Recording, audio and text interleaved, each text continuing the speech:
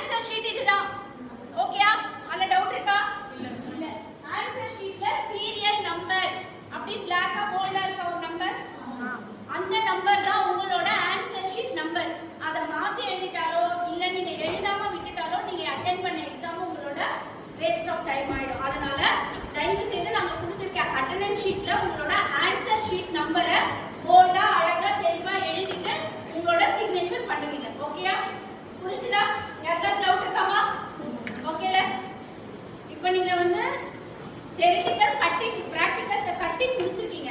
கட்டிங்கான theory இப்போ இதுல நீங்க அட்டெண்ட் பண்ணுவீங்க. ஓகேயா? அங்க என்ன क्वेश्चंस கேட்போம். Cutting of the blouse using the following centimeters in the inches of 36 40 42. நீங்க என்ன சைஸ் சூஸ் பண்ணீங்கன்றதையும் அங்க போர்டா எழுதிடணும். ஆன்சர் தியரி ஷீட்ல எழுதிட்டதுக்கு அப்புறம் உங்களோட ஆன்சரை நீங்க என்ன ஃபார்மட்ல கட்டிங் ஸ்டார்ட் பண்ணீங்க, எங்க என்ன முடிச்சீங்க, என்னென்ன கட்டிங் பார்ட் எடுத்தீங்க அப்படின்றத தியரியா எழுதுவீங்க. ஓகேயா? ஆமா, அதுக்கு உங்களுக்கு 15 மினிட்ஸ் டைம் ஆகுது. ஆமா, இப்போ ஃபர்ஸ்ட் பேஜ்ல தியரி எழுதுவீங்க. இந்த ஒன் ஷீட்டை நீங்க கட்டிங்கோட தியரிக்காக யூஸ் பண்ணணும். இந்த செகண்ட் ஷீட்டை பிராக்டிகல் தியரிக்காக யூஸ் பண்ணுவீங்க. ஓகேயா? கட்டிங்னா எப்படி கட் பண்ணீங்கன்றது ஃபர்ஸ்ட் ஷீட்ல பா, செகண்ட் வந்து நம்ம எப்படி தைக்க போறோம்ன்றது செகண்ட் ஷீட். டிராயிங் பண்ணுமா? Tamil R English?